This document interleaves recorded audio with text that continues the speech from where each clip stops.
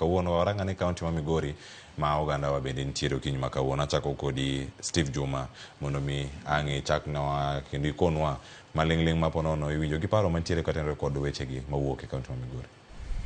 Wach mantie ka wach mar Migori nyaka wabed ni wawacho weche matimre Kenya sani. Gima timre Migori kata picha mineno Migori no ok opogore gi picha mineno Kisii.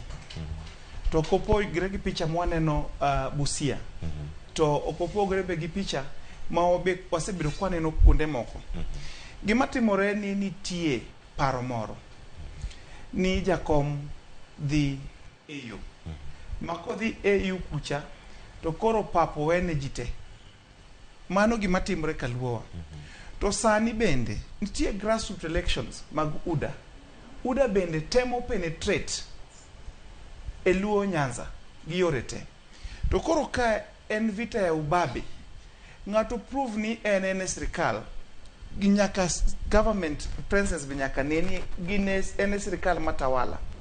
To kacha ben tijo ma protect ODM or the opposition party mondo gineni gibe gintie kanyo. So koro nitie rift, nitie resistance.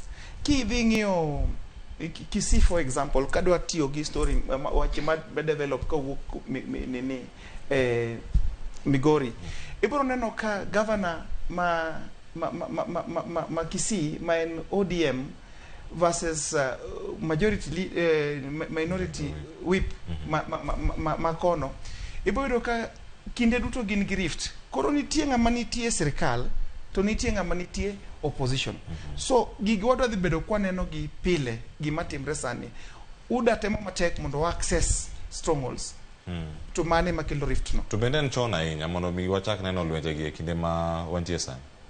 Aparo ni chako chon ber. Chako chon ber kata ken tulo kata ken ywaruok ober chak chon. Nyakoro muge jwang. Mheshimiwa Peter Masara.